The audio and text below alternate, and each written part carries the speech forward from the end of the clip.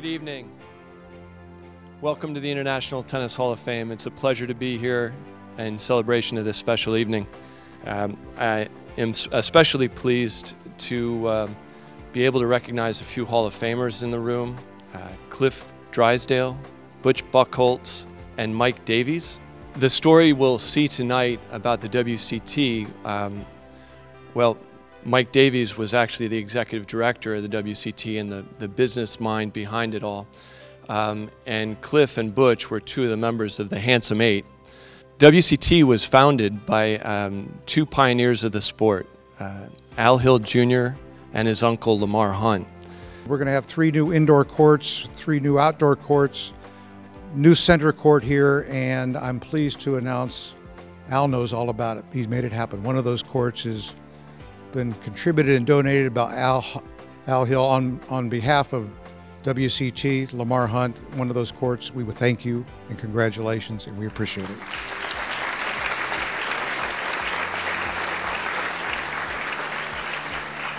Well, it was a matter of a force, wasn't it? The WCT really forced the International Tennis Federation to make the move.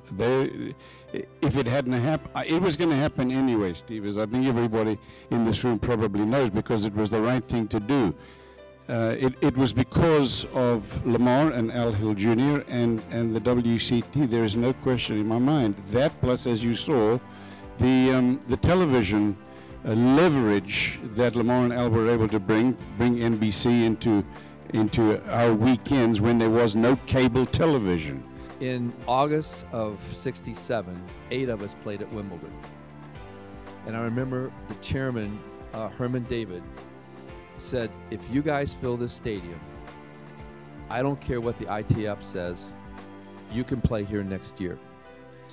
With Mike coming in, and with Al Jr., and with Lamar's vision and willingness to stick it out, really, I think, cemented it. And it was just only a matter of time, as Cliff said.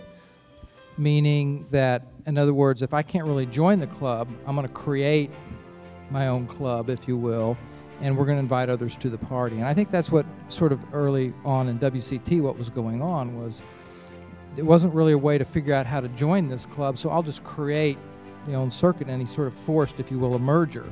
When I heard that WCT was closing down, and I was with the ITF in London, and I wrote a note to Lamar and basically said I was sorry to hear that he was closing WCT, and that basically I said the players did not deserve you.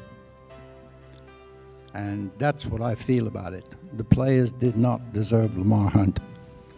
There was an office for tennis in WCT, and we need that office and that credibility again for our sport. What the fan wants is something that's discernible, a season that's discernible, something that makes sense.